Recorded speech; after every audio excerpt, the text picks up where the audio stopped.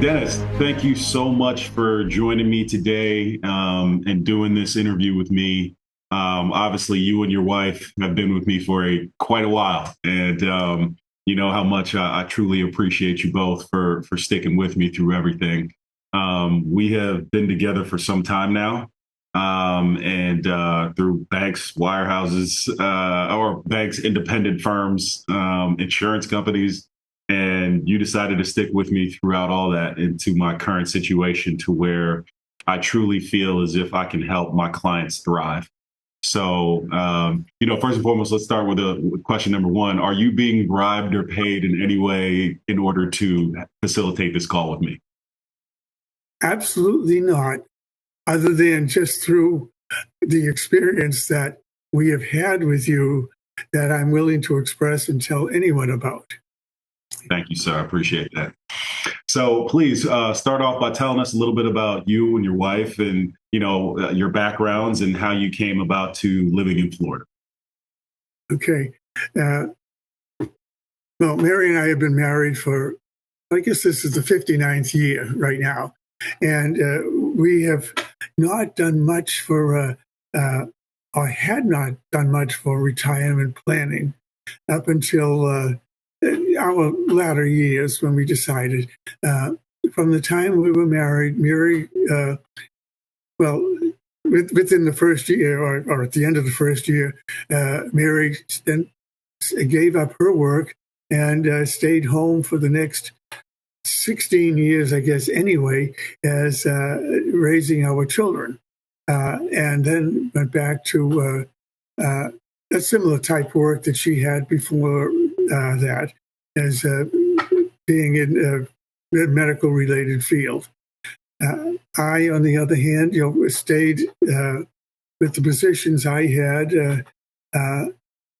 originally with a government position, then went on to the private insurance companies. But then the depression of the 1970s, I was laid off as part of the reduction in force and ended up as one of the 24% of the people unemployed in Boston in the professional categories. Not being able to find work at that point, I started my own business and ran a contracting firm for 10 years where I was the hands-on labor, business manager, and stuff like that. And as I was getting older, in 1985, I closed that down on January 19, and joined a corporate entity. Worked at that starting at the very bottom, probably the lowest paid position in the company, and worked my way up to, at one point, being president of a national firm, just kind of on an interim basis. So I worked my way through and learned the ins and outs of business management. And about the one point that I didn't get into too much was investing, saving for retirement. And as we went on, I worked until I was reached my 70s before retiring. And we had built a nest egg of our own through a couple of different channels, investing in homes that we had, and building up equity in those, and then downsizing again. So it's we had some money, and the bank where we kept a lot of our money, they noticed that, hey, you've got too much to have just in CDs. And one of the advisors there stepped forward and talked, well, first with Mary, and then I went over and talked, took a morning off from work, went over and talked with this fellow, and we set up some investment funds, I guess is what you would call it at that point.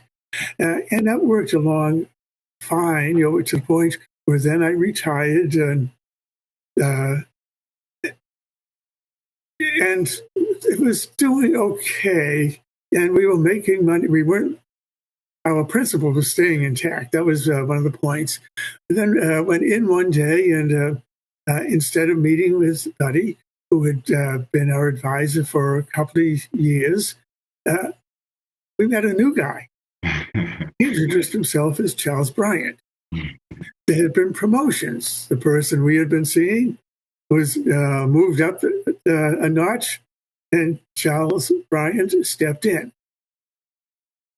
Okay, so Charles introduced himself. The first session there, we were really just getting to know one another.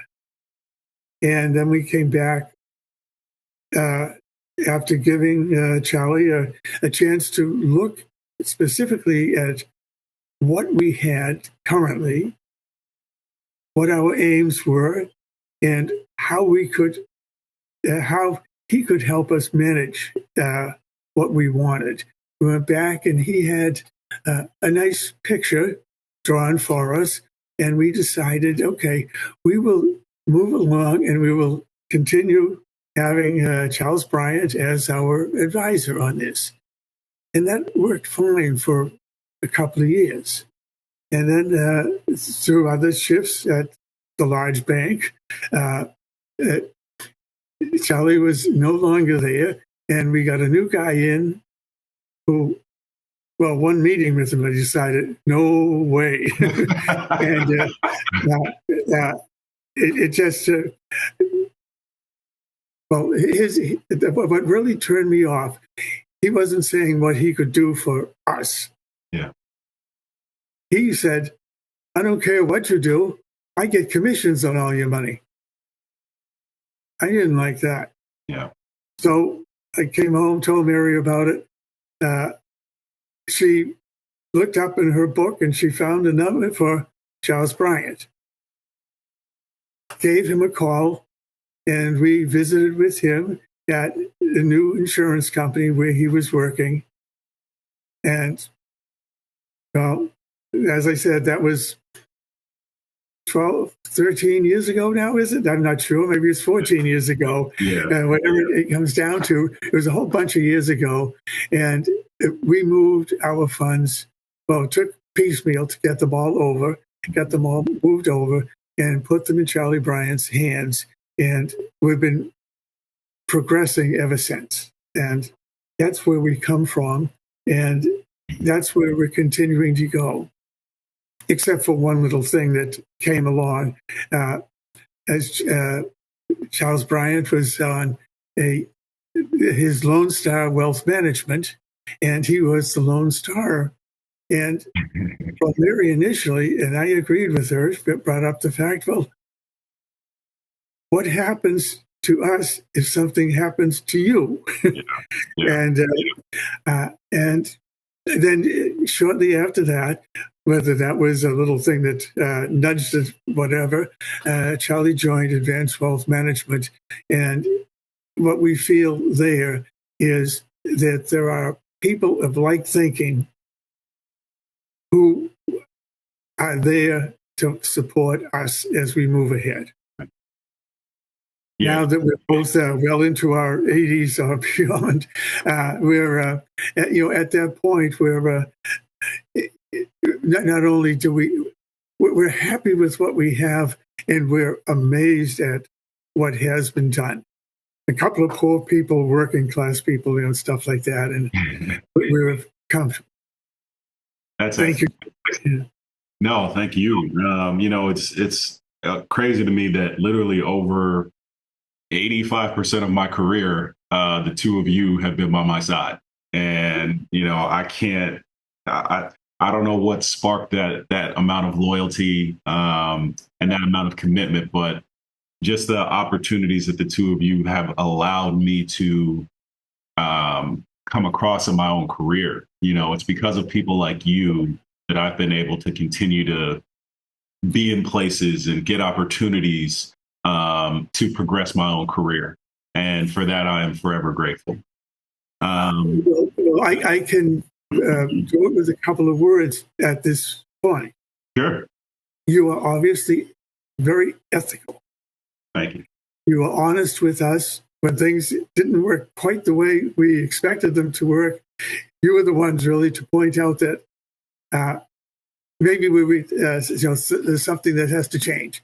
You were honest with us, and you've been just straightforward with us.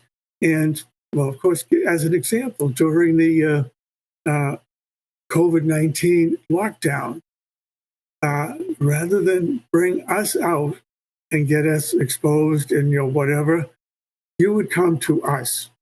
You'd pick up lunch on the way, and we'd come and we would sit around the dining room table here, and in a well-aired place, and we would have our meetings here. You went out of your way to serve us. Well, I thank you for that. That was obviously any compliments I get from the two of you mean everything in the world to me. So one of my first questions would be, when we first got together, what do you think were some of your primary concerns that I helped kind of, address and kind of take off the table for the both of you? One of the primary concerns is that your positive outlook. You weren't looking, or it didn't appear to us that you were looking for your own grandishment, especially after you left the bank. Yeah. That you were able to tell us that although what we had was good, it was not the best for us. And that has been emphasized since we moved, or since you moved, encouraged us to move to advanced wealth management, is that what I mentioned before, that guy at the bank saying, well, I get all the commissions, is that you do not work on commissions. We pay you based on what your performance is. Right. And if our accounts do not make money, you don't get anything more. Right. It's what I like that is the upfront management fee based on our growth in assets, and that's a very positive thing for us in a way. That and your willingness to look at, I guess, the term alternative investments. Yeah. Keeping our safety in mind, where our basis, we do not want to lose capital. We want to have the earnings that we can live from our earnings and move ahead like that. Is that we will then, and we'll, not as a primary thing, but we will have a legacy to pass on. Yeah. But we will have our money there, and we're not as concerned now as what is happening in our old age, how we are going to be managed to stay living comfortably.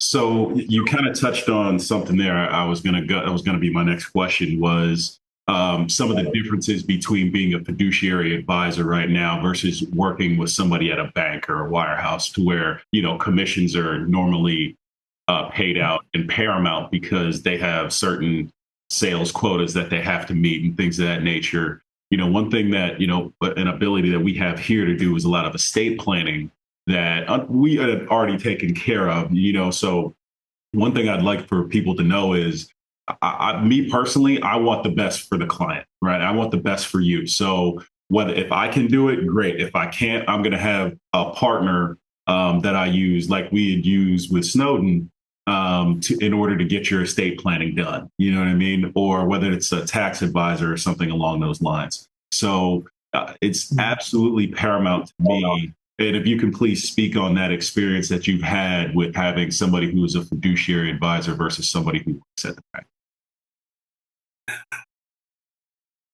The part that I like about being the fiduciary manager is the awareness of us as individuals. we probably not the typical client that you have. And I know how your business has grown, right now, that we're probably, we still get the personal experience. The phone calls that we received from you, a particular morning, and saying that you were looking at, and then you'll explain to me in terms that I can understand and know whether or not that moving this money would help us or would hinder us. One of the pictures, and we'll probably get into that a little bit more lately, was the projected financial market turmoil that was being expressed last summer and early fall with the change in with projected change in administration originally, is how we could safeguard what we had at that point and be in a position to move ahead if there was a change in the administration. And that same theory has worked this year, as we can all look at our accounts, is seeing that the significant rise in, I guess we'll call it market value, to be aware, that happened at the beginning of January. And then as different elements have played in, and the uncertainty in the equities and bonds, for that matter, both hitting at the same time, that's amazing. But but the decrease in equities is that the ability that you had was to build a buffer for us, I guess is a good word to use. Maybe it may be improper, but build a buffer so that we were not hit as bad as the general S&P or Dow Industrial. We weren't hit as bad as the general markets were. Our asset market value dropped less and has been recovering at a slightly better rate of speed. That we are doing somehow with your theory, your hands-on financial advisory, that we've moved ahead. Thank you. One thing that that's, I wouldn't say as typical, but it's because of our relationship that at times I have used money managers in the past, but I've really tried to focus on doing a lot of the planning and projecting for the two of you myself.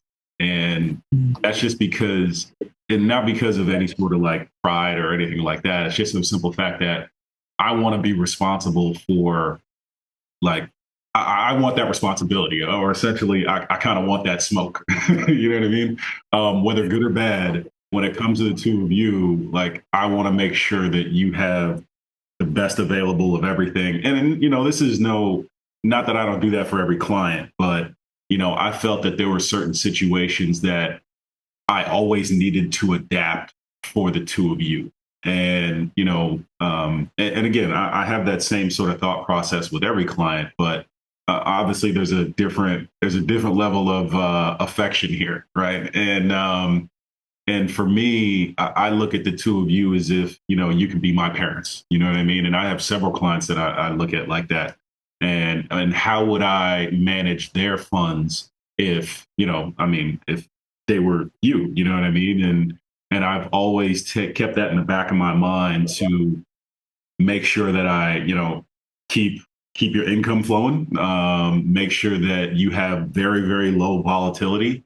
But, obviously we want to grow over time because, I know I still got a job to do.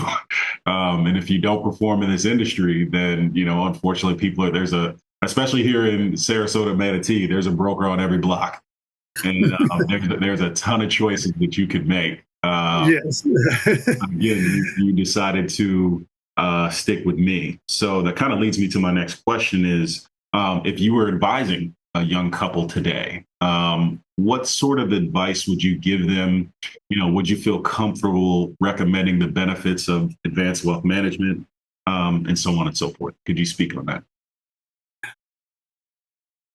One of the things that will hit, and it kind of follows with you were just saying, where the bank and the insurance company that you formerly represented, it was a cookie cutter approach. Yeah. You had a set, and maybe limited, I guess, choices to put us our money. Mhm. Now, as the advanced wealth management and with the financial advisor capacity in which you are able to look at what I referred to as before as alternative investments and your ability to create an investment portfolio for us, for any couple, for any individual that would fit that person's need, not trying to make that person fit into what the bank has, the limited amount that the bank would have. You can be creative. You can build a portfolio to match the individual's need, and that's what I feel you have done for us. I mean, there are a few things when you suggested them saying, "Huh, I don't know what that is," but I mean, it's stuff that I would never have thought of, and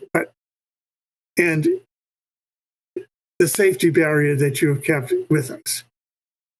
It didn't affect our overall accumulated wealth, earned wealth, I guess we'll put it, but it was with the originally with the marginal part that that came out of the growth.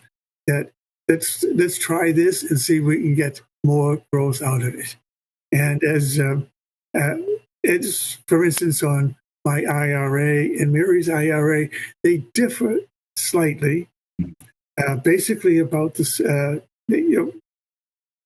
It's about the same amounts of money in them, but mine allows for a little more volatility than Mary's. Yeah. Mary is very, as you have pointed out and noticed, and she'll tell you, is that she is more conservative. That's risk oriented. Yeah. I'm just a slight bit more risk oriented, and it has been a good balance, and somehow we're balanced.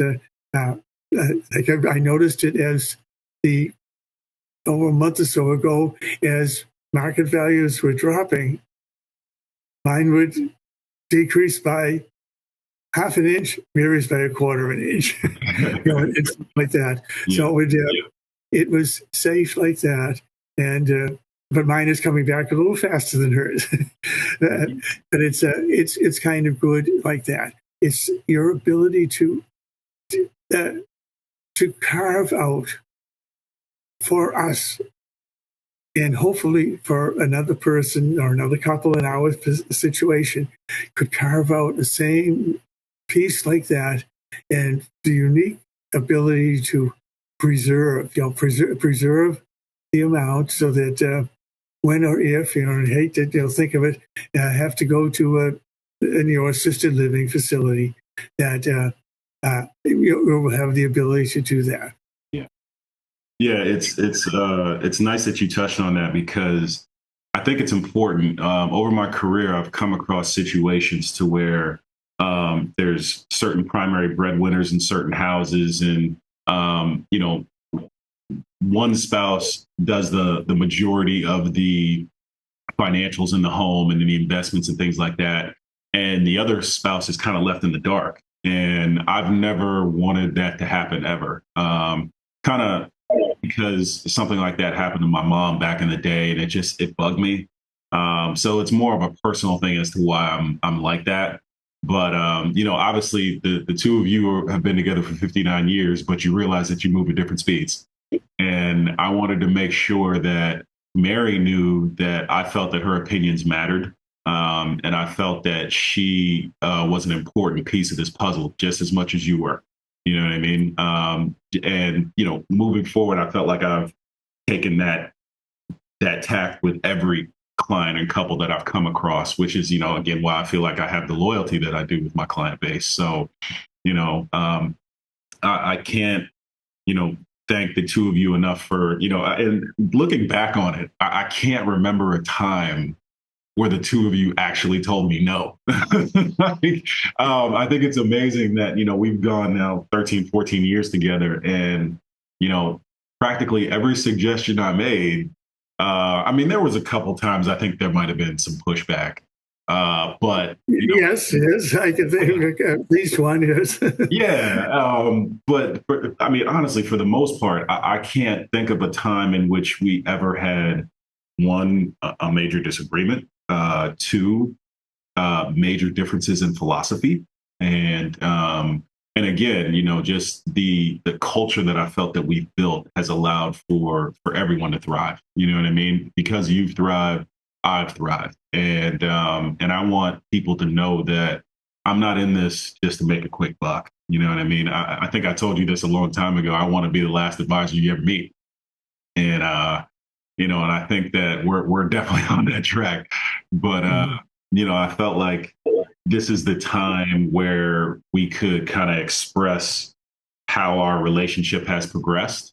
And I think that it's important that, and I can't thank you enough for you sharing your thoughts about our relationship since we started back in 2000, and I want to say 2010, I believe. So, it's kind of funny that it's been that long, because we're coming up on some of my longest relationships ever. You know what I mean? So, and I can't tell you how happy and how proud I am to have you as a client and a friend. And same with Mary. I know that she feels the same way that you do, and I appreciate you both so much. But I guess last question I'll ask you is: are there any areas that you feel like I could improve or get better? That's the most difficult question you've asked. No, I don't think there is any way that I know of right now that you could improve. I feel it was an improvement, and I think I mentioned this so before, when from being the Lone Star, you joined in with what it seems to be a company with the same theories. I guess in a way, Mel refers to itself as a boutique, and that's what it is. Yeah. It is fitting the needs, and that's what we'd like it to do, and that has been an improvement, which we both thought was necessary at some point. Well, which way? It could have gone two directions at that. Well, three directions. Could have stayed the same, or it could have moved off in two different ways. And I think you made a good choice what you did. Thank you. I appreciate that. Yeah, I have a great, competent team behind me, and I'm so happy that I've known Tony for going on probably around the same time that I met you two. I think I might have met Tony in 2009 through charitable endeavors. I think my time that I had at Big Brothers Big Sisters, his wife used to work there.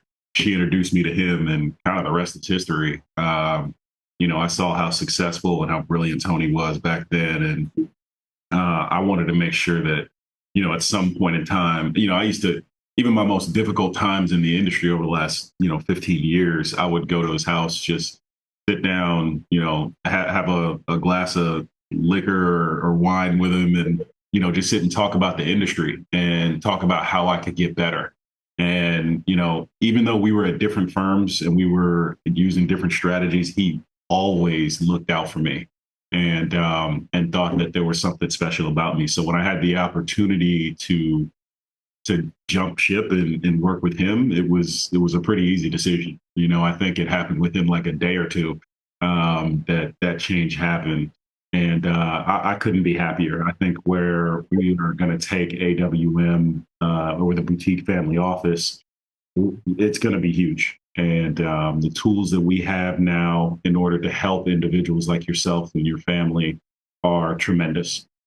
So, once again, I just want to thank you for your time and your loyalty and just your overall appreciation for everything that we've been through. And, obviously, here's to another 10 years. All right.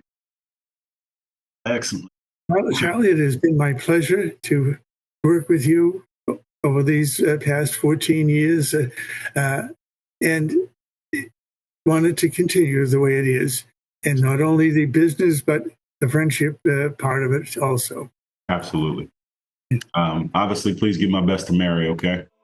I certainly will. All right. All right. Thank you, Dennis. Okay. Have a blessed day.